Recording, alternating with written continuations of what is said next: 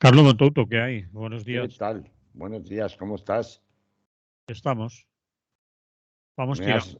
Oye, yo quería ante todo preguntarte si había venido Jaime Peñafiel, porque veníamos aquí a hablar de la reina de Inglaterra, ¿no? ¿O no era eso? No, eso serás tú que estás obsesionado con ese tema. Sí, sí, claro, vamos, yo ya no paro de hablar de ese asunto. Madre mía. Yo no pienso hablar de esa señora. Ya, el blanqueamiento que se le está haciendo hasta la agonía en este país, el Sí, blanqueamiento de la imagen de una señora que tiene tantos y tantos y tantos y tantos delitos de lesa humanidad detrás, en fin, o sea, es una cosa que da para ir al psiquiatra, pero como sociedad y como medios de comunicación y como política, porque ya los 3 días del luto de Madrid ya son el rizo máximo de lo que se puede hacer a la hora de, iba a decir, lo que llaman los lamelevitas, ¿no? Pues eso. bien. Eh, Como no pienso hablar de eso, si quieres seguir hablando tú solo, lo puedes Mm, hacer. A mí, ya tampoco, era una broma para hacer constar nuestro desagrado por la asfixia constante del blanqueamiento de las monarquías europeas a través de la figura de Isabel II de Inglaterra, eso. que llega hasta el extremo de eso, del agobio, ¿no? Así que nosotros vamos a hablar de otras cosas, ¿no, Manolo? Pues eso, espero. Claro Vamos que a sí, ello. claro que sí. Tú querías empezar ahora por esto de la cesta de la compra. ¿Quién se forra con la cesta de la compra? Te Bueno, preguntas. bonita pregunta, ¿verdad? Porque así en líneas generales, pues todos estamos hartos de ver cómo la inflación cabalga de forma salvaje en nuestros bolsillos y se aprecia no solo en el coste de las energías, sino también en el coste de nuestra cesta de la compra, ¿no? Y es un lamento, una queja unánime que se viene escuchando desde el mes de mayo aproximadamente, cuando empezó a acercarse el verano, entonces empezó a notarse un incremento muy sustancial de los precios de los alimentos básicos. Se notaba mucho en la leche, por ejemplo, en el aceite, en la fruta. Todos recordamos todo el mundo llevándose las manos a la cabeza con cómo había subido los melones, las sandías y otras frutas de temporada, ¿no? Mm. Y bueno, pues esto era muy, muy chocante que sucediera a los pocos meses de haber entrado en vigor la llamada nueva ley de la cadena alimentaria, que entró en vigor en diciembre del año pasado y que debía ir seguida de un reglamento que de momento ni está ni se le espera, por el cual se supone que se pretendían atajar bueno, pues se pretendía atajar un poco todas las malas prácticas que habían supuesto un incremento constante en la cadena de valor Mm. de una cadena alimentaria que es especialmente compleja en el caso de España. Eh, Hasta llegar al punto de que, como sabemos, hace unas semanas, ya evidentemente con cierto tufo electoral, pero una cosa no quita la otra, yo no quiero hablar de la derivada política, quiero hablar de la derivada estrictamente económica y cómo explicarle a los oyentes cómo se compone ese incremento constante de la cadena de valor en la cadena alimentaria, desde que los precios se le pagan al productor agrícola, sea una explotación individual, o sea una cooperativa agrícola, hasta que esos mismos productos llegan a la mesa del consumidor final, Mm. pues para tratar de entender un poco mejor qué es lo que está pasando aquí y que no nos vendan películas, porque si bien es cierto que está claro que cuando Yolanda Díaz está planteando la cuestión de crear una cesta fija de productos básicos con un precio topado, regulado, pero por mutuo acuerdo, es decir, no por decreto y a dedo, sino por mutuo acuerdo de los distintos intervinientes en el sector, pues ya hemos visto que, o sea, por un lado es cierto que, como decía antes, tiene un considerable tufo electoral, pero por otro lado también permite poner encima de la mesa un debate que es más necesario que nunca, después de que parece que la ley de diciembre de la nueva cadena alimentaria, pues se están pasando por el forro algunos, ¿no? Mm. Y sobre esto hay muchos bulos, muchas cosas que no son ciertas y que vamos a tratar de desenmarañar hoy para que nuestros oyentes tengan claro quién se forra y quién no realmente más allá de análisis maximalistas en donde estos son los buenos, estos son los malos, la culpa de todo la tiene el cha-cha-cha, ¿no? No, aquí hay un poco culpa de todos y circunstancias que pues ciertamente son denunciables, pero otras que no se corresponden con la realidad y sin embargo están en el acervo popular, es decir, es lo que la gente cuenta. Por regla general, en plan, pues la culpa de todo la tiene el gobierno, la culpa de todo la tiene Mercadona, por poner un ejemplo. Bueno, pues no es exactamente así. Entonces, por eso vamos a explicar un poquito hoy, a la vista y a raíz de la reunión que en el día de ayer, supongo que algunos de nuestros oyentas y oyentes estarán al corriente, tuvieron la ministra de Trabajo y el ministro de Consumo, el señor Garzón, Ujú. con representantes del Consejo de Consumidores y Usuarios y de las organizaciones que lo integran, y también y por eso lo cito porque luego van a aparecer más veces, de la Asociación de Supermercados Distribuidores ANGEF, de la Asociación de Cadenas Españolas de Supermercados ACES y la Asociación Española de Distribuidores, Autoservicios y Supermercados ASEDAS, que es la más antigua de todas. Se creó el año pasado, estaban celebrando, bueno, se creó en 1999, estaban celebrando 20 años hace nada, y que reúnen un poco al grueso más representativo del sector de la distribución y de las grandes superficies en España, ¿no? Teniendo en cuenta que uno de los primeros, en fin, ha habido una reacción que todos conocemos, porque la hemos visto furibunda, como siempre que se trata de mover algo que suponga un recorte en los márgenes de los beneficios empresariales, una reacción furibunda por parte de un sector importante de la opinión pública, que pues, ha hablado de comunismo, ha hablado de crear un cártel si los supermercados se ponían de acuerdo para establecer unos precios conjuntos que estaría prohibido por la ley. Por eso la disputa para ganar el relato de si esta iniciativa puede ser legal o no puede ser legal. Hemos visto al ministro de Agricultura, Luis Planas, oponerse y desmarcarse radicalmente de la propuesta de Yolanda Díaz.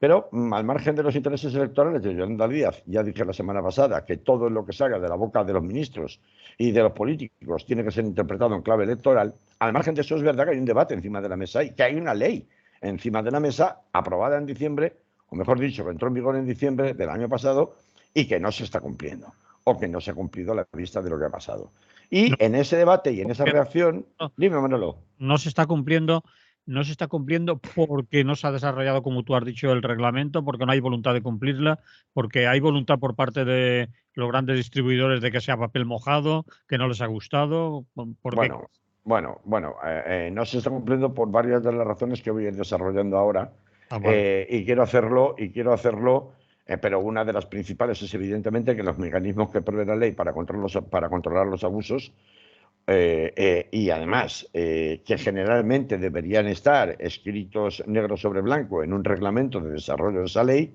pues no se han implementado. No se han implementado Mm.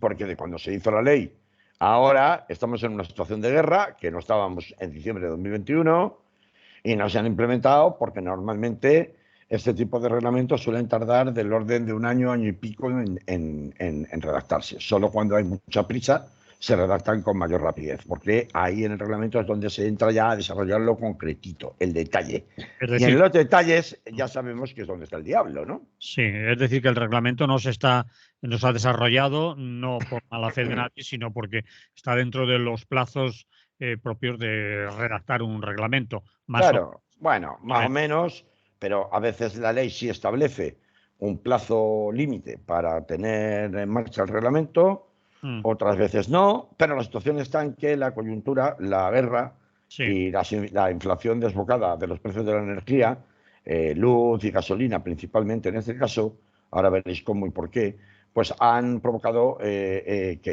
vamos, que la situación haya cambiado radicalmente y de poder ir pasito a pasito, despacio y bien, perdón, hemos asistido a un incremento desbocado de los precios en sí. materia alimentaria que, vamos, como digo, adelantado por la derecha a cualquier previsión que la ley pudiera tener.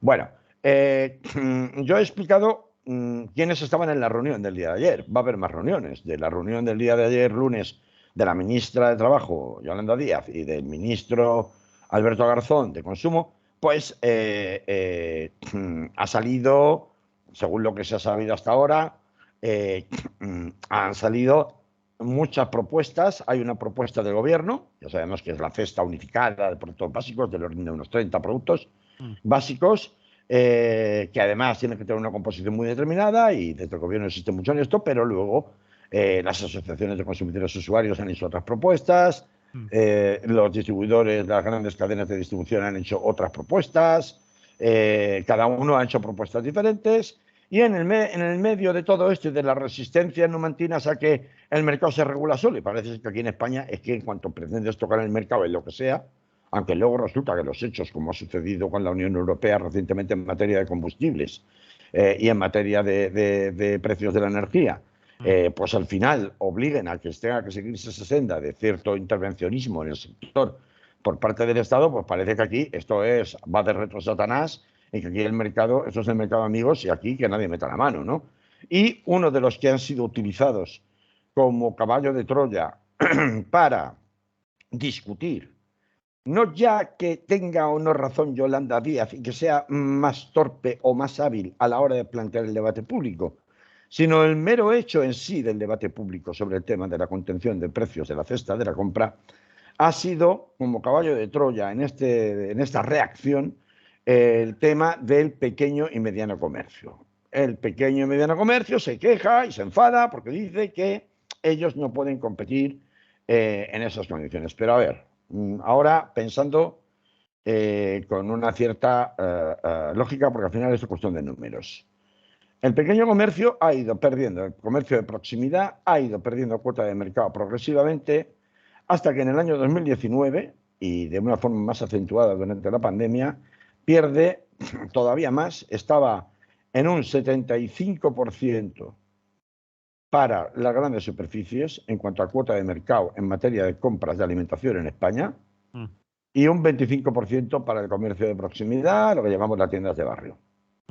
En el año con la pandemia, las grandes superficies rascaron todavía más, llevan rascando así progresivamente. Esto viene del año 2019, se acentúa más en el año 2020 con la pandemia, y se elevan a un 78%.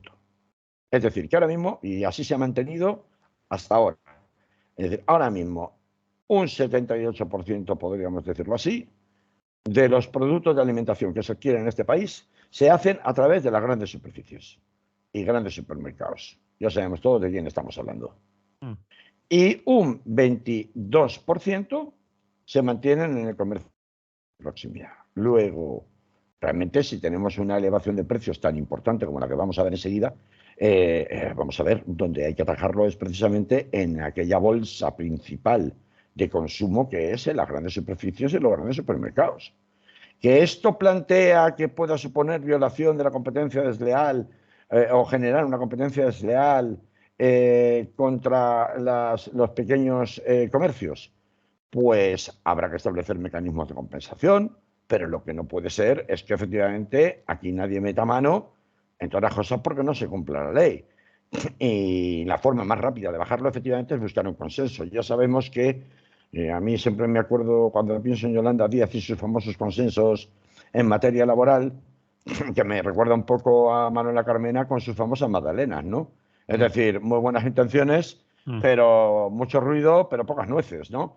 Y yo lo que trato todo el tiempo de desvincular hoy es la opinión que tengáis o que tengamos de Yolanda Díaz y lo que te puedas querer de ellos, de lo que es el verdadero debate público que debería estar encima de la mesa, que no tiene nada que ver con quien lo plantee. Como sea, mecanismos para evitar que ahora resulte que por quien desarrolla el 22% de la actividad, que es el comercio de proximidad, pueda resultar perjudicado por una medida que abarate precios en el otro sector, que es el sector mayoritario, el sector, por así decirlo, de la pasta. No es exactamente así tampoco, pero bueno, en el imaginario popular es así. Pues creo que no puede servir de rémora ni de objeción suficiente como para que efectivamente se sienten no los agentes sociales allí, sino los agentes comerciales interesados con el Ministerio y diga, bueno, a ver, ¿qué vamos a hacer? ¿Qué podemos hacer? Partiendo de la base de la ley, ¿no? Y en ese sentido, voy a compartir un momentito pantalla para los que nos están viendo.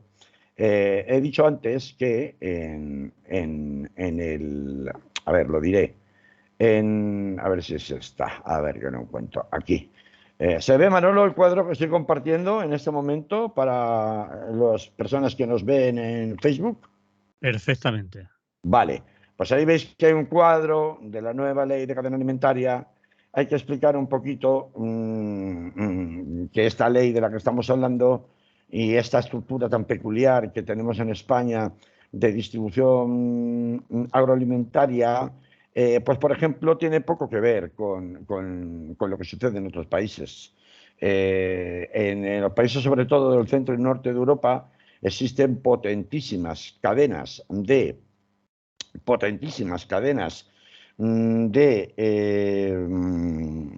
¿cómo se dice?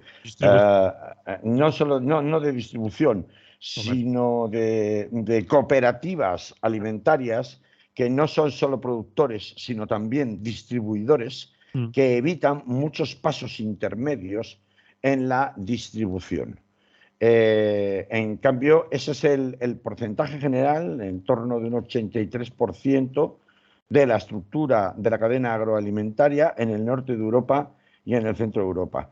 Es decir, si yo genero a nivel cooperativo la capacidad de producir y al mismo tiempo distribuir con eficiencia mis productos, puedo evitar incrementos de los márgenes de beneficio al evitarme intermediarios. Y vais a decir, y casi que lo voy a hacer de memoria, ¿y qué intermediarios son esos? Pero vamos a ver, cuando hablo de intermediarios, ¿por qué es tan difícil atajar intermediarios? Porque yo os he dicho, un 82% de la cadena agroalimentaria en el norte de Europa es así. En cambio, en España solo ocupa un 17%. Por tanto, un 17% frente a un 82% ya nos da una idea de que tenemos un mapa de distribución agroalimentaria especialmente singular y complejo. Pues, a ver, claro, España hay que recordar históricamente que cuando entra en la Unión Europea, una de las condiciones que se le ponen para entrar en la Unión Europea es ceder precisamente la cadena de distribución agroalimentaria que entonces existía en España con una cierta fuerza bastante asentada, aunque es cierto también con mecanismos bastante anticuados. Y es entonces cuando desaparecen cadenas como Spar, no sé si alguien la recordará, los más veteranos del lugar probablemente, que tenía gran implantación en los pueblos, por ejemplo, de España, y es sustituida progresivamente por cadenas francesas como Carrefour, Malcampo, alemanes como Lidl y otros que van apareciendo en el espacio. Hay cierta resistencia en algunas zonas de España, particularmente Eroski. El grupo Eroski tiene, por la vía cooperativa, los años 80, para reaccionar frente a esta sustitución de grandes cadenas internacionales respecto del tejido interno propio que teníamos de distribución alimentaria, pues es un ejemplo, como digo, Eroski, de esto, ¿no? Hay otros, ¿no? Más a nivel provincial o a nivel local. Consumen en Valencia. Consume en Valencia, que en realidad es una especie de...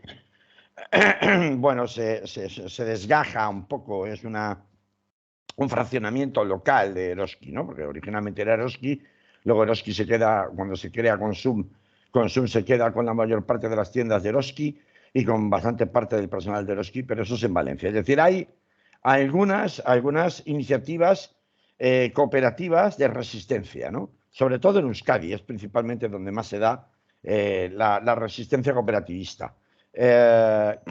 Claro, a partir de ahí va cediendo terreno a la cadena agroalimentaria. Es verdad que además en la cadena agroalimentaria influyen otros elementos importantísimos, como son, por ejemplo, la cuestión del mercado internacional, de la política agrícola común de la Unión Europea, de los tratados preferentes para determinadas frutas y verduras con países de fuera de la Unión Europea, como Israel o Marruecos. Es decir, influyen otros sectores, otros factores. Pero esto va quedando, en definitiva, en manos privadas que obedecen a intereses y decisiones que no se toman ni siquiera en España, que se toman en los consejos de administración de estas grandes cadenas europeas, que son las que acaban haciéndose con prácticamente el control de la distribución, de las cadenas de distribución, y a partir de ese momento lo que se producen son algunos elementos perniciosos que esta nueva ley de la cadena de diciembre de 2021 viene a poner coto, viene a poner fin, ¿no? Por ejemplo, el fin de la venta a pérdidas, ¿no? Que ha dado lugar a que haya muchas protestas de agricultores que dicen que si no les permiten vender a pérdidas es que realmente no pueden vender, porque el mercado no puede asumir, no les paga ni la mitad de lo que con los incrementos de los costes energéticos está suponiendo para ellos cultivar, ¿no? O la prohibición de la venta a resultas, que es algo que, por mucho que lleve haciéndose hace muchos años, pues significa, es una práctica, una corruptela, por la cual agricultores y ganaderos a veces tienen que entregar el producto sin saber cuánto va a percibir por él, ¿no? Esto que he mencionado, la venta a resultas, que algunos sectores dicen, bueno, pero eso es muy minoritario, eso ya se hacía, pero ya no se hace. Bueno, vamos a ver después que sí se ha hecho. Se ha hecho, por ejemplo, y así lo dicen las asociaciones de organizaciones de pequeños agricultores, se ha hecho y es una de las partes que explica la subida espeluznante de los precios de las ciruelas o de los precios de las sandías o de los precios de los melones este verano, por poneros un ejemplo. Pero yo quería ir a más, quería explicaros quiénes son los nuevos, o mejor dicho, los elementos que intervienen en la cadena alimentaria española, esta tan singular, que nos diferencia tanto por su complejidad y por la cantidad de elementos superpuestos que tiene desde que el producto sale del campo hasta que llega a la mesa. ¿Y por qué, por tanto, es tan difícil atajar esos incrementos constantes de precios y todas estas triquiñuelas y corruptelas, aunque estén prohibidas por la ley? Bueno, pues, a ver, fijaros, tenemos la figura del productor, pero luego puede ser individual o puede ser una cooperativa. Pero luego tenemos el tratamiento de los productos. Pues si hace falta pues incorporarles alguna clase de elementos que permitan, tratamientos químicos que permitan que aguante todo el traslado hasta que llegue a las tiendas y a la mesa de los consumidores sin que, siendo productos perecederos, pues puedan estar caducados antes de poder ser vendidos. Tenemos la seguridad, evidentemente. Tenemos al transportista, a los transportistas. Tenemos a los proveedores de la cadena de frío.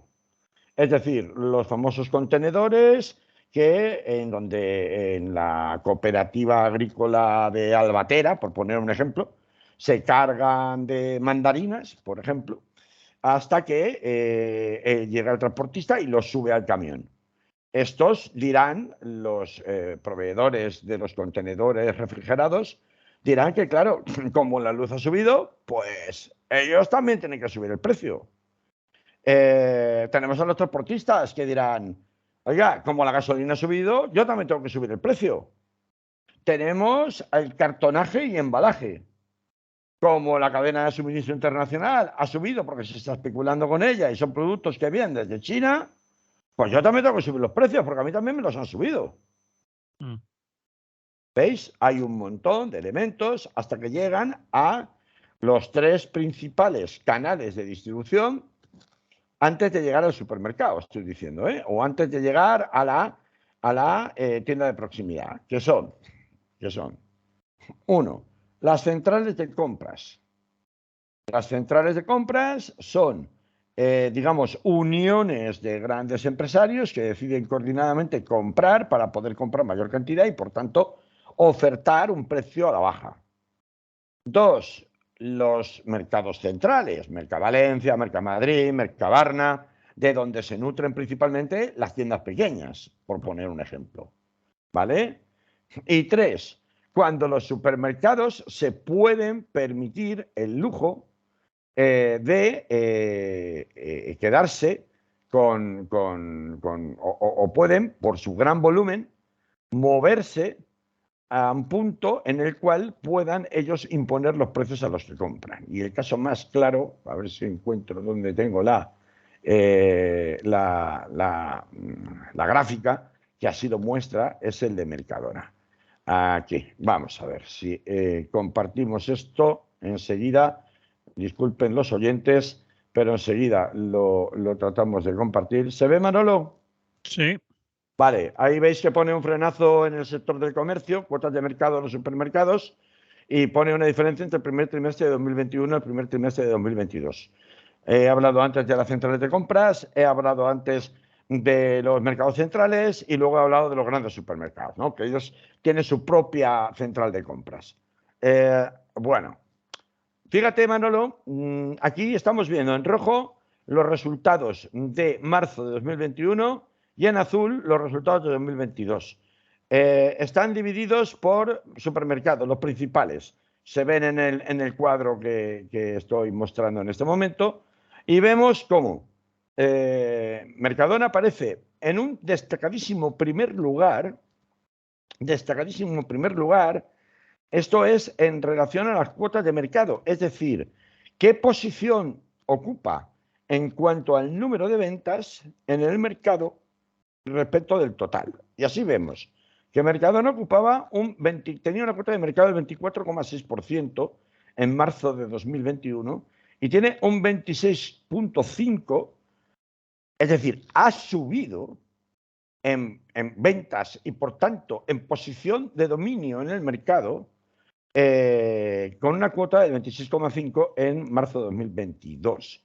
Tened en cuenta que los resultados, este tipo de gráficas y resultados van siempre con un cierto desfase, no son como los de la COVID-19 que los tenías a la semana siguiente, ¿no? El siguiente, Manolo, fíjate, y esto es muy, muy relevante, es Carrefour. Carrefour, que ha aprovechado para hacer una gigantesca operación de marketing, porque resulta que la ministra Yolanda Díaz se reunió con los de Carrefour la semana pasada y resulta que a partir de entonces Carrefour se ha adelantado ofreciendo una cesta única de 30 productos por 30 euros. Esto lo habréis escuchado, ¿no? Sí. Bueno, pues Carrefour en realidad solo representa, frente al 26,5% de Mercadona, actualmente un 9,7% de cuota de mercado. Es decir, los españoles que compran en un supermercado compran principalmente en Mercadona, pero con una diferencia apoteósica respecto del segundo, de 26,5 al 9,7. Porque si te fijas, luego todos los demás supermercados de confianza, entre comillas, que aparecen en el gráfico, Lidl, Día, Eroski, Consum y Alcampo, tienen unos porcentajes ya muy similares y mucho más bajitos, del 5 y pico. Algunos han subido, otros han bajado, otros han mantenido o han crecido muy ligeramente. Por tanto, estamos viendo que aquí, cuando hablamos de quién marca los precios en las grandes superficies, pues los marca sobre todo Mercadona. No todos, Mercadona. Es quien tiene una posición de dominio absoluto, lo estamos viendo en la gráfica con total claridad, por la cuota de mercado que ocupa en ventas respecto a las que se realizan en supermercados, que indudablemente le da un margen de maniobra de tal calibre, con una posición de tal predominio, que puede imponer y condicionar no solo sus propios precios, sino en función de los precios que imponga, los precios que pueden marcar los demás. Pero ojo aquí al dato. Esta cuestión de la posición de predominio que tiene a la hora de comprar Mercadona no significa necesariamente que Mercadona esté interesado especialmente en subir los precios, porque el negocio de los supermercados no consiste en subir precios, por el contrario, consiste en tenerlos más bajos que la competencia. Si yo subo mucho los precios del arroz, por ejemplo, o del aceite, la gente se va a ir a otro de los supermercados de confianza que están al lado y lo va a comprar €1 más barato. Luego, el negocio no está en subir el precio por parte de los supermercados. El negocio está en el volumen de ventas y en la rotación de productos. Cuanto más vendo, más dinero gano. Pero no me interesa desbocar mucho los precios. Es más, cosa que la mayoría de la gente no sabe, el margen de beneficio de los supermercados está entre el 0,5 y el 2% del precio final. Es decir, no es un enorme margen de elevación del precio. Luego, entonces, ¿el dinero por dónde se está escapando? ¿Cómo es posible que esto esté suponiendo una inflación en la cesta de la compra que nos esté dejando a todos sin casi posibilidad de reaccionar o con enormes dificultades para llegar a fin de mes en la cesta de la compra? Bueno, vamos a ver, sobre esto hay muchas cuestiones que nos hacen pensar que es en los intermediarios, valga la expresión intermedios, donde realmente se están produciendo estas prácticas y estas elevaciones tan furibundas. Porque, claro, que Mercadona ha incrementado sus beneficios. Claro que Consum o Carrefour han incrementado sus beneficios. Estos, desde luego, no van a perder. Pero estos ya llegan con es decir, los incrementos de precios, los que ellos se pueden tradicionalmente mover, no justifican un incremento de precios como el que, no sé si lo ves ahora, Manolo, aquí estamos viendo en el siguiente cuadro. Es una tabla de precios, esta sí que es de julio de 2022 y vemos, mucho más cerca del momento actual, de septiembre, donde estamos haciendo el programa, y vemos como, por ejemplo, el melocotón y la nectarina se han incrementado un 361% desde el precio de salida o de central de compra al consumidor lineal, que se llama, es decir, al consumidor que finalmente lo lleva a la mesa. Un 361, pero la misma diferencia sideral encontramos en la ciruela, 696%, en la sandía, 265%, y en el melón, 206%. Este es un cuadro, por cierto, de UPA. UPA es, bueno, explícalo tú, la Unión de Pequeños Agricultores y Ganaderos, que tan pronto se quejan porque los intermediarios, lo dicen ellos, no lo digo yo, están inflando de manera injustificada los precios de la fruta y la verdura, como que dicen que la propuesta de Yolanda Díaz a las grandes superficies de crear bolsas unitarias de productos básicos a precios reducidos les deja a ellos completamente fuera del juego, ¿no? Pero bueno, que no es una información que esté dando yo, que es una información que la acabáis de comprobar con datos concretos. Luego, entonces, ¿quién se está quedando con el dinero? ¿Quién se está quedando con el dinero? ¿Quién está haciendo que los precios se desproporcionen tan absolutamente? Bueno, pues la misma UPA afirmaba que estos incrementos de precios que he contado se deben principalmente a que se están haciendo ventas a resultas, que se han hecho ventas a resultas prohibidas por la nueva ley durante toda esta primavera y este verano, sin que los inspectores, ojo, no los inspectores fitosanitarios, que también intervienen para controlar sobre todo los alimentos perecederos, si cumplen la normativa europea vigente y también en cuanto al etiquetado, sino los inspectores de mercados, que son los que tienen que intervenir aquí para evitar esta clase de corruptelas. Pero claro, es que estas corruptelas ya también se venían denunciando en el mes de junio de 2020, recién salidos de la pandemia, como productos como las legumbres y las frutas frescas habían subido un 11,3%, las patatas un 5,8%, la carne de ave un 3,3%. En cambio, los precios a los agricultores, pues el de la berenjena, el pepino, la fresa, habían caído por debajo del 60% entre marzo y abril en plena pandemia. Al igual que el calabacín, un 41,4%, el plátano, 36,5%, la mantequilla, 13,4%, el pollo, 7,1%, la ternera, 3,1%. Es decir, estas oscilaciones del mercado no se producen ahora porque estamos en guerra con Ucrania. Ya se produjeron con la pandemia. Luego, esto a donde nos remite y nos hace apuntar directamente es que es precisamente en esos eslabones que incluyen el transporte, la cadena de frío, la seguridad y el cartonaje y embalaje, donde se están produciendo unos saltos tan tremendos, porque si no, no tiene explicación de ser. Es decir, los saltos se producen incluso desde, según denuncia UPA, incluso desde las centrales de compra, a que se pone después.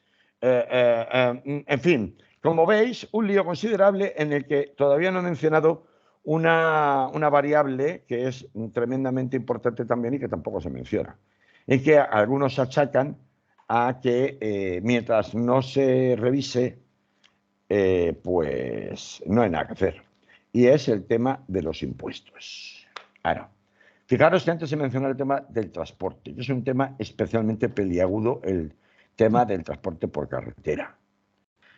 No solamente por las ayudas al sector, de las que ya tuvimos conocimiento, pueden volverse a repetir, además, con movilizaciones enormes e interrupciones de las cadenas de suministro durante algunos días. En el invierno pasado pueden volverse a reproducir y que en el sector del transporte ya no solamente estaba la cuestión de, como ya denunciaban algunos trabajadores transportistas, es que nos están obligando a trabajar por debajo de coste, que es lo mismo de lo que se quejan los agricultores, sino que además de esas ayudas, además de los factores propios como el coste del gasoil, etcétera, etcétera, está también el propio sistema de contratación. Es decir, también, igual que ocurre en el sector agroalimentario, existe un sistema de cooperativas en el sector del transporte por carretera, que son muy cerradas y en las que absolutamente nadie mete mano en el sector. Luego, aquí, vamos a ver, igual que el gobierno acordó una serie de medidas en materia fiscal para los productores de la cadena de valor del sector del transporte de mercancías por carretera, pues habrá que estar con que igual alguna revisión en materia de impuestos tiene que hacerse, o alguna deducción fiscal para obligar a reducir el precio tiene que hacerse. El tema de la reducción fiscal es una cuestión muy delicada porque, a ver, la solución fácil sería decir, bueno, pues que bajen el IVA. Bueno, hay una serie de productos básicos que tienen el IVA reducido al 4%, no se pueden bajar más. Y luego, por otra parte, cualquier reducción que pretendas hacer del IVA tiene que tener la aprobación de la Comisión Europea. No lo puedes hacer tú por tu cuenta. Por lo tanto, todavía con mayor motivo podemos encontrar una resistencia, y esta vez sí, desde el punto de vista legal, pues para que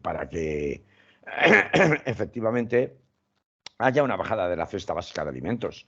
Porque es que según Eurostat, en España tiene una inflación del 13,5%. En Europa, perdón. En España el 17,6%. Son 4 puntos más inexplicables frente a la media comunitaria.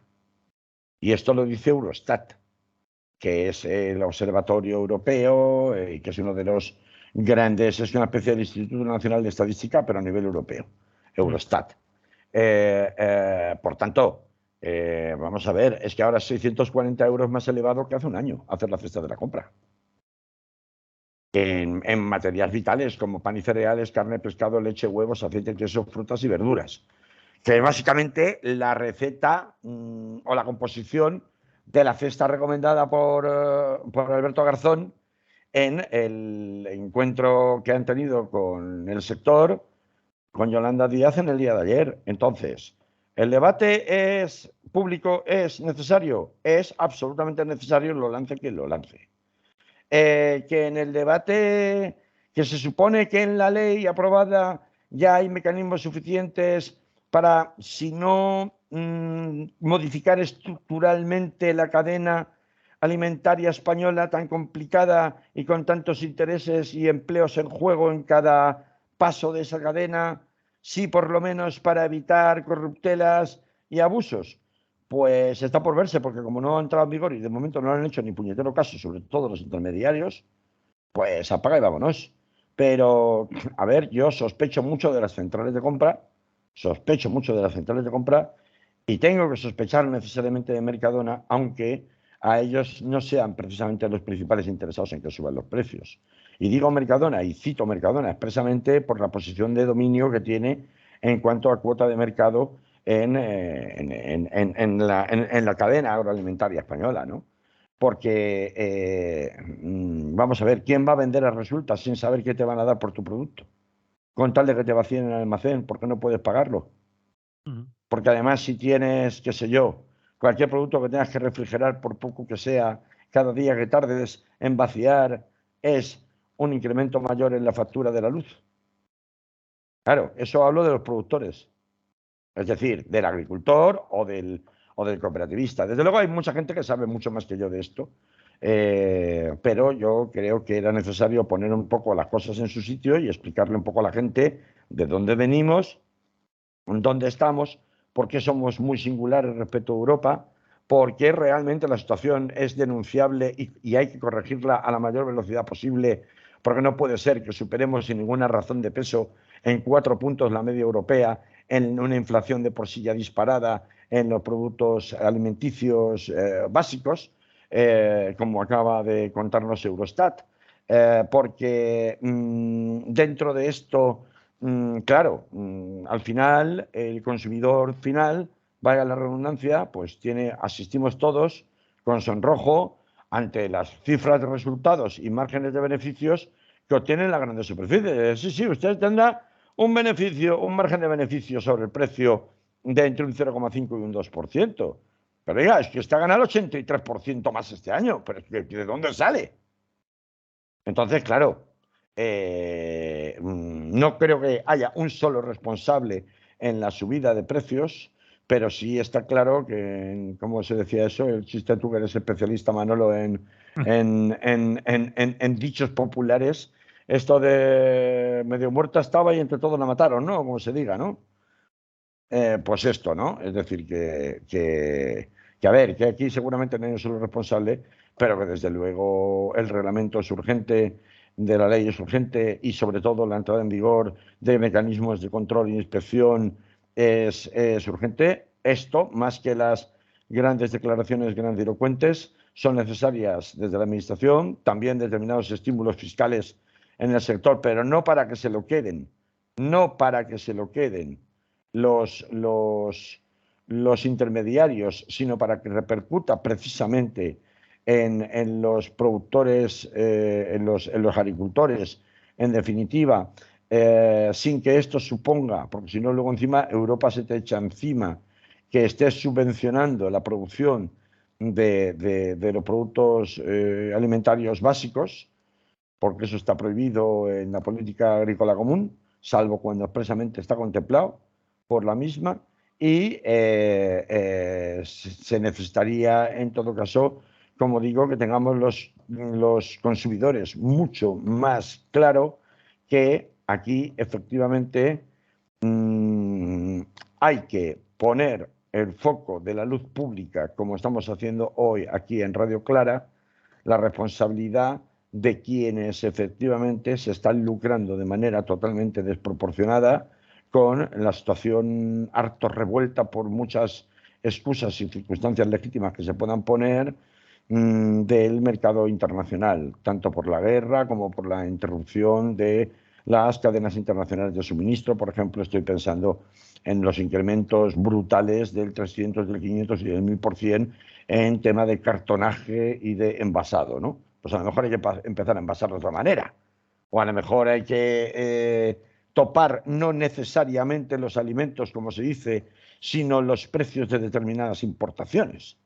En fin, es un debate muy extenso, pero espero que haya tratado de poner un poquito de luz acerca de quién se está forrando con nuestra cesta de la compra en el día de hoy. Bien, pues ahí queda. Yo creo que por lo menos extensa ha sido la explicación y con puntos muy interesantes y que algunos de ellos podíamos desconocer y que ahora nos quedan más claros. Y con datos, ¿no? Que era lo más importante, Sí. porque, pues, a ver, aquí hablamos a veces por elevación, todos, me incluyo, pero hay que descender a los datos reales, que son los que sacan sacar las cuentas de verdad, ¿no? Y donde se ve realmente dónde están los desfases, ¿no? Y quién está obteniendo beneficio de esos desfases, ¿no? Sería muy interesante que en un ejercicio de transparencia el Ministerio de Consumo, que es al que le correspondería, o el de Agricultura y Pesca, aunque Luis Planas no parece estar por la labor, mostrara estadísticas públicas que de momento yo he sido incapaz y las he buscado, de obtener los márgenes de beneficios, saber los márgenes de beneficios y los incrementos de esos márgenes, tanto los márgenes de beneficios que están aplicando como los incrementos de beneficios por años que están teniendo todos esos sectores que antes hablaba, intermediarios, los del transporte por carretera, los del cartonaje y envasado, los del frío y todos estos que intervienen en que tus fresas lleguen del campo en Huelva a tu mesa, ¿no? Por poner un ejemplo, ¿no? Sería muy interesante conocer esos datos. Yo no he tenido la oportunidad de conocerlos. Igual hay gente especializada en el sector que sí que los tiene a su alcance porque no son públicos, pero sí se puede acceder a ellos desde el propio sector, que esto a veces pasa, ¿no? Pero así en un análisis desde fuera, pues un poco todas siga usted la huella del dinero, ¿verdad? Y encontrarla al criminal, ¿no? Pues todo apunta a que hay unos responsables bastante probables de todo esto, que son estos intermediarios que he citado por una parte, y también siento decirlo, porque no es que tenga especialmente inquina a Mercadona por esto, pero lo puedo tener por su política, por ejemplo, laboral, ¿no? Y lo puedo tener también por su política en cuanto a contratación de productos, ¿no? Y lo que significa el modelo piramidal de Mercadona. Pero bueno, es que frente a Mercadona ya había otros modelos parecidos, como el de Carrefour y otros más, ¿no? Entonces, sino más bien es por su posición de absoluto dominio en el sector de los supermercados en cuota de mercado, como acabo de vender. Es decir, es que de cada cuatro productos que se venden en España, uno se lo compran a Mercadona. Y los demás, repártanselo entre los demás. Los otros tres, repártanselo entre los demás. Y mira que hay. Entonces, claro, eso evidentemente hace mantener la sospecha sobre los intereses de Mercadona, porque subo determinados precios ahora, porque los bajo. Es decir, no puede ser que un kilo de naranjas estando en Valencia cueste 2 euros. Y 2 kilos, una malla de 2 kilos, 4 euros. O sea, ¿cómo es esto? ¿Cómo es esto? No puede ser. Y sin embargo, esos son los precios. Entonces esa es un poco la cuestión. Bueno, no sé, supongo que van a poder desarrollar, ¿no? Los oyentes, seguro, porque es un tema que da mucho de sí. Los oyentes ahora, cuando entre el Yure Directo en la parte de entrevistas, pues seguro que van a poder decir la suya, como siempre aquí en Radio Clara, ¿no? Así que ahí les emplazamos, y también voy a ver si puedo subir un par de encuestas y artículos con los datos que he dado para que la gente, al club de oyentes de Radio Clara, cuando colguéis el vidrio, para ver si efectivamente pues la gente puede comentarlas o puede Estaría bien analizarlas. que subieras los gráficos, porque la gente que nos ha escuchado, y esto es una radio, no lo olvidemos, Claro, no es claro. una No televisión, los ha podido ver, no los ha no los podido ha ver. podido ver. Entonces esos gráficos, aunque los has explicado, a los que te referías, estaría bien que la gente los viera, y eso que has compartido también de UPA también estaría interesante. Sí, sí. Bien, Carlos, nos quedan 6, 7 minutos, como mucho, ¿eh? No me dará tiempo a todo lo que No, teníamos encima de la mesa. ni de coña, porque me veré en la obligación de sacar el hacha. Sí, ¿no? Sí, Qué muchacho este. soy Bueno, así. soy así, como la canción. A ver, Bueno, pues dos venga, temas. vamos al siguiente tema, va. No nos La huelga de entretengamos. hambre en el CIE de zapadores y el avance de la ultraderecha en Suecia. A ver, muy en telegrama, porque no me da tiempo a mucho más. No, no. Pero oye, vamos a ver. Esto es otra de las demostraciones, por eso he empezado el programa hoy, un poco de cachondeo con el tema de la sobredosis informativa del asunto Sí. de la reina de Inglaterra. No, ya está bien. Porque, vamos a ver, yo no me lo puedo creer. Yo que vivo entre Ruzafa y Montolivete, donde está, en Valencia, donde está el CIE de Zapadores, y yo no sabía, teniéndolo al lado de casa.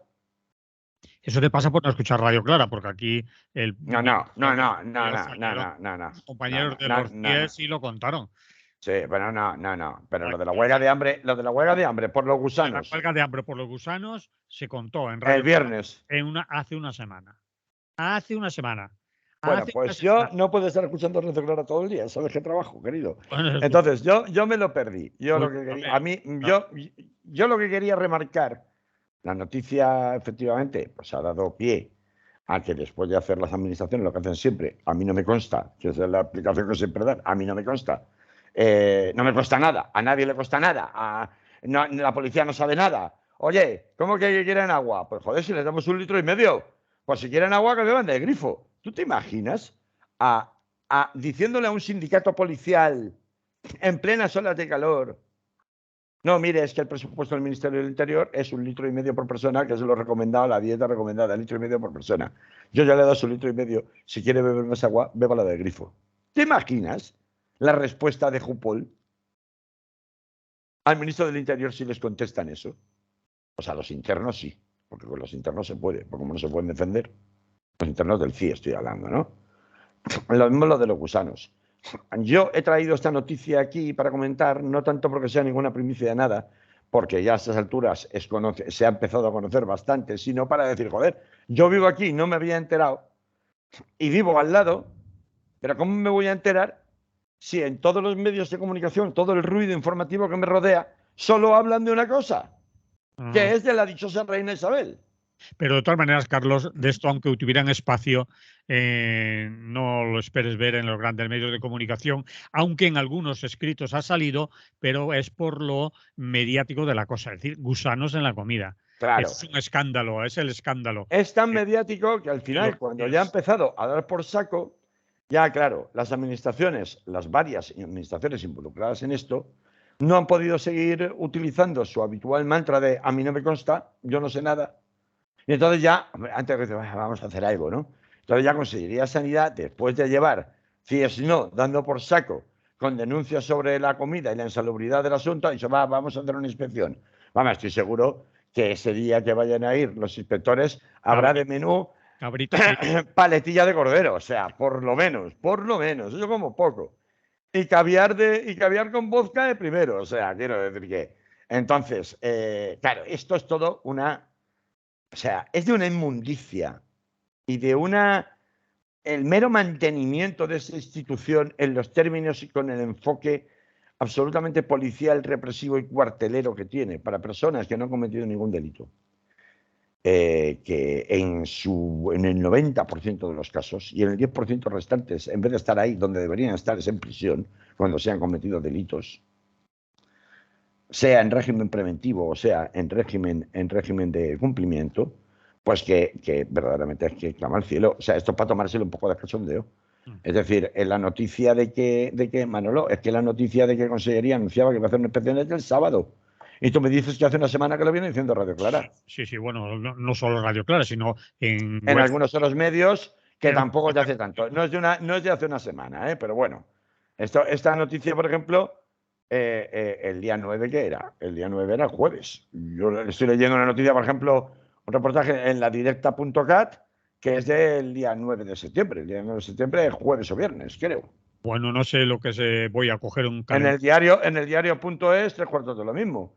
En otros medios que lo han publicado. El diario.es, otros medios que lo han publicado, incluido La Directa, llegaron también 2 días tarde con respecto a Radio. Claro, no lo dudo. Lo que trato de decir. El programa de los CIES es los martes.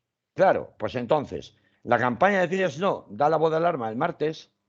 Evidentemente ya han denunciado. Pero antes ya lo habían denunciado, como tú. Claro, han denunciado a la Consellería de Sanidad como poco, y la Consellería de Sanidad se hace el longuis hasta el sábado o hasta el viernes. El sábado es cuando se da a conocer que la Consellería de Sanidad va a hacer una inspección. Entonces, esto es una tomadura de pelo. Sí. Me refiero en cuanto a los mecanismos de intervención inmediata ante situaciones sociosanitarias como esta, que afectan a un colectivo de personas como esta, en el caso del CIE de Valencia, es una broma pesada. Realmente la falta de mecanismos de intervención rápida en situaciones de emergencia sanitaria como esta. Es decir, oiga, ¿cómo que gusanos en la comida? ¿Cómo que llevan denunciando todo el verano que no les dan agua en condiciones? Pero vamos a ver, o sea, hasta el agua, o sea, hasta ese nivel de mezquindad han llegado las administraciones. Pues esto es lo que tenemos. Entonces, cada vez que decimos cierre de los CIES ya, es porque no solamente estamos cargados de razones desde el punto de vista ideológico o desde el punto de vista filosófico o desde el punto de vista meramente humanitario, sino desde un punto de vista estrictamente material. Los CIES no cumplen las condiciones de salubridad mínimamente exigibles para cualquier tipo de recinto público. Es decir, es que yo me imagino en el bar del estadio de fútbol de turno del Mestalla sirviendo bocadillos de tortilla de patatas con gusanos. La que se monta. Está La claro. que se monta. La intervención inmediata. La rodada de cabezas. Pero aquí no pasa nada. Yo silencio y no pasa nada. Entonces, pues bueno, pues esto es lo que tenemos y esto es, ¿qué quieres que te diga? Me pongo de muy mal humor cada vez que sale de este tema. No sé, Manolo, llevo con vosotros desde el año 2009-2010, me parece recordar, ya aquí en las sucesivas versiones de la visión del día de Es lo que hay, hablando de los CIES una vez y otra, y siempre acabamos en lo mismo. Sí. Entonces, pues, ¿qué quieres que te diga? Ya da grima, da grima. Y Los medios, bueno, pues la los medios selección, de cambiamos a la comunicación, selección. Dime, los dime, medios dime, de dime. comunicación, Carlos, no se ocupan Sí. del tema de los CIES, salvo que sean escándalos que pueden tener pues, determinado medio de comunicación. Otros sí, o los más alternativos sí, pero a no ser que tengan un componente de espectáculo o de escándalo como este de los gusanos. Pero en general, ese espacio que, por ejemplo, semanalmente o quincenalmente Radio Clara dedica al tema de los CIES y, como tú dices, durante ya muchos años, no es habitual en los medios de comunicación. Y Pero los es que CIES eso que dices, Manolo, están ahí y ya es eso que una... dices, Manolo, Mm. sí, termina, No, perdona, no, ya termina. he terminado. Sí, no, que digo, que eso que dices tú realmente es muy equivalente a la famosa pornomiseria, ¿no? Es decir, a la forma que los medios de comunicación tienen de enfocar, se llama pornomiseria, a la forma de lo que los medios de comunicación tienen de enfocar las catástrofes humanitarias, la situación del hambre y la injusticia social y racial en el mundo, y que es muy apreciable, sobre todo en determinados fotoreportajes que se hacen en África y en Asia, ¿no? Donde lo importante es el impacto que la imagen cause, generalmente para mover luego a campañas de captación de dinero, las haga quien las haga, es decir, hay una mercantilización detrás, pero también hay una mirada muy paternalista, muy con un entendimiento de lo que es la sociedad del espectáculo que no deja de evidenciar el etnocentrismo y el eurocentrismo que tenemos aquí en el mundo occidental colectivo, pues de una cierta superioridad, de un cierto paternalismo, que verdaderamente pues definen todo ese conjunto de actitudes como el término que se ha acuñado ya hace unos años de pornomiseria, ¿no? Y esto, el tratamiento que se hace de los CIES que tú acabas de denunciar en los medios de comunicación españoles, verdaderamente se asemeja mucho a esa pornomiseria, es decir, esa forma de mirar tan absolutamente repugnante, ¿no? Y bueno, pues, ¿qué quieres que te diga? Porque en Suecia está la ultraderecha a punto de gobernar, pese a haber perdido las elecciones. Mañana darán los resultados porque no se atreven a darlos dado lo apretado del Ah, escrutinio. Están esperando los... claro, pero la cosita está muy mala, ¿eh? Mm. La cosita está muy mala porque aunque ha ganado la socialdemocracia en número de votos, en porcentaje de votos, Un minuto, pero un minuto. sí, un minuto te doy, un minuto me das. Pero aunque haya ganado, es un poco indiferente, porque la suma de las derechas alcanza más escaños que la suma de las izquierdas. Mm. Y por tanto, y además, encima, el sorpaso de la ultraderecha a la derecha conservadora clásica se ha consumado, y la primera fuerza política es la extrema derecha. En fin, yo no sé, a mí no me extraña nada de Suecia esto, es decir, viniendo de Suecia no me extraña nada. Luego veremos cómo se desgasta eso, porque luego a la hora de la verdad hay que poder. Tienen la posición un 49,7% en ese momento, frente a un 48,8% del centro izquierda de la primera ministra socialdemócrata. Puede conformar gobierno la extrema derecha.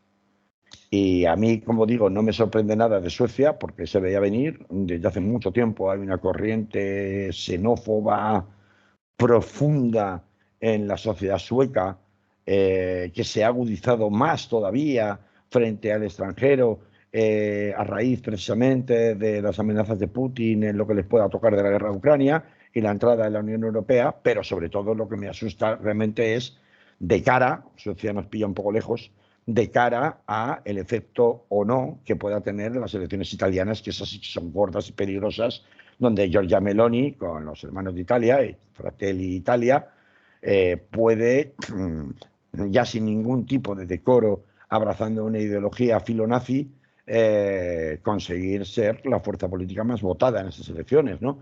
Y ese efecto corrimiento es el que más me preocupa. Así que Vale, ahí lo dejamos. ahí lo dejamos porque ya nos hemos pasado. La semana que viene nos volvemos a oír, Carlos. Un Claro que saludo. sí. Un saludo a todos, a todas y hasta la semana que viene. Salud. Muy bien, de la radio nos hemos ido, tarde y mal, tarde y mal y arrastras. Y a ver Bueno, cómo, a ver cómo nos vamos de aquí. Nos vamos ya también, ¿eh? sí, claro.